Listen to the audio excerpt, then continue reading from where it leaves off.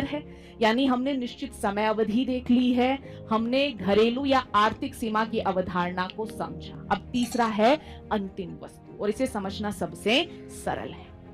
अंतिम वस्तुओं को क्यों शामिल करते हैं? क्यों? क्योंकि जो मध्यवर्ती यानी जिसका इस्तेमाल ही कुछ और बनाने में हो गया, उनको अगर हम शामिल कर लेंगे तो दोहरी गणना हो जाएगी। बड़ा सरल एग्जाम्पल है, कोई भी फैक्ट्री है जो शर्ट बना रही है, 200 रुपए का फैब्रिक खरीद रही है, फैक्टर ऑफ प्रोडक्शन लगा रही है और उसका आउटपुट कितना है? 400 रुपए का है। तो अगर हम जीडीपी को काउंट करते समय 200 रुपए का फैब्रिक भी गिने, 400 रुपए की शर्ट भी गिने, तो कितना हो गया? 600 हो गया।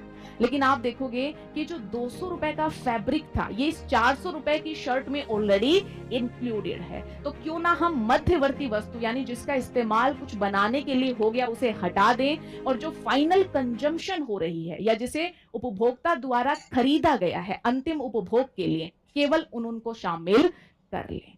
इसलिए दोहरी गणना से बचने के लिए मध्यवर्ती वस्तुओं को शामिल नहीं किया जाता।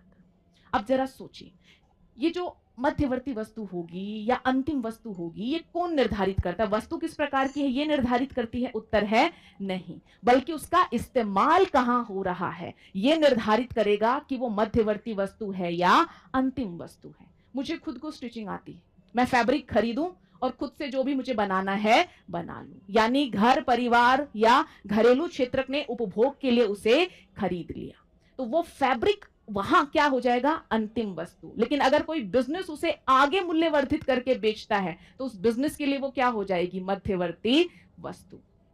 एक रेस्टोरेंट, एक होटल बहुत सारी फल सब्जियां सबका उपभोग करता है, चाय चीनी सबका इस्तेमाल करके क्या रेस्टोरेंट पका हुआ तैयार भोजन दे रहा है, तो ये तैयार भोजन क्या है?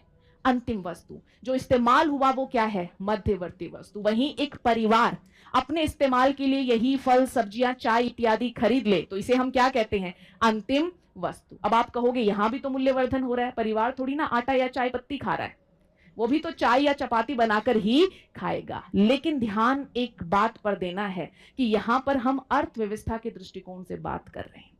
जब अर्थव्यवस्था में जो उत्पादक हैं उनके द्वारा मूल्यवर्धन किया जाए तब हम उसे मध्यवर्ती वस्तु मानते हैं। लेकिन जब आर्थिक प्रक्रम से कोई वस्तु बाहर निकल जाए, घर परिवार के द्वारा मूल्यवर्धन किया जाए और ये मूल्यवर्धन व्यवसायिक उद्देश्य हेतु नहीं किया जा रहा, तब उस वस्तु को हम क्या मान लेते हैं? कि ये अंतिम वस्तु है।